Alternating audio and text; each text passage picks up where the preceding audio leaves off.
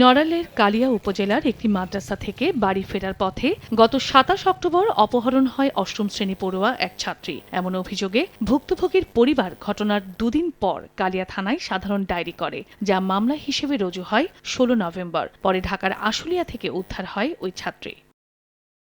শনিবার সন্ধ্যায় শিক্ষার্থীকে নেওয়া হয় নড়াইলের সিনিয়র জুডিশিয়াল ম্যাজিস্ট্রেট সাবরিনা চৌধুরীর আদালতে। জবানবন্দিতে ভুক্তভোগী অভিযোগ করেন, ৬ ডিসেম্বর উদ্ধারের পর মামলার তদন্ত কর্মকর্তা তাকে থানায় না নিয়ে নিজ বাড়িতে আটকে রেখে শ্লীলতাহানি করেন।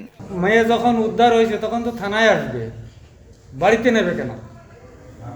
একদিন এক রাত একদিন পরে মেরে থানায় এনে পরে শনিবারের দিনকে বেলা ১১টার সময় কোর্টে আসার করে তখন উনি থানা থেকে ওরে নিয়ে আসে, উনি কোর্টে আনে। এর আগে আমি ওনার সাথে যোগাযোগ করার চেষ্টা করলে উনি আমার ফোন ধরেনি।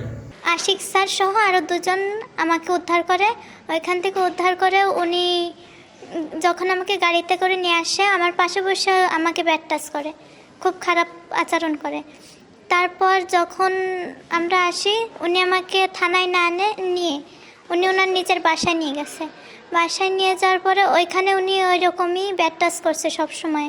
তবে এমন অভিযোগ অস্বীকার করেছেন অভিযুক্ত ওই পুলিশ কর্মকর্তা। তার দাবি, অভিযানের সময় নারী কনস্টেবল সহ পুলিশের অন্য সদস্যরাও উপস্থিত ছিলেন। শ্লীলতাহানির অভিযোগের ভিত্তি নেই। আমি তার বাসায় রাখবো কেন? আমার সাথে মহিলা পুলিশ ছিল, আরো ফোর্স ছিল, ড্রাইভার ছিল। আমি কি তার বাসায় রাখবো? আসে প্রথমে ভিকটিমের মেডিকেল রিপোর্ট করাইছি, তারপর কোর্টে আসছি 3:30টায়। ভুক্তভোগীর জবানবন্দির পর অভিযুক্ত পুলিশ কর্মকর্তাকে ক্লোজড দেখানো হয়েছে জেলা পুলিশ লাইনসে।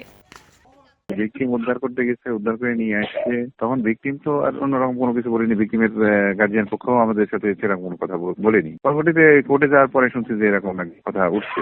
হ্যাঁ, আমাকে স্টেশনে বলছিল যে যেহেতু এরকম কথা উঠছে, ও পুলিশ লাইনে ক্লোজের জন্য আমি চিঠি দিয়ে দিচ্ছি।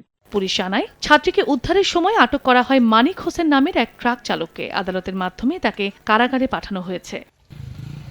সময় সংবাদ, নড়াইল।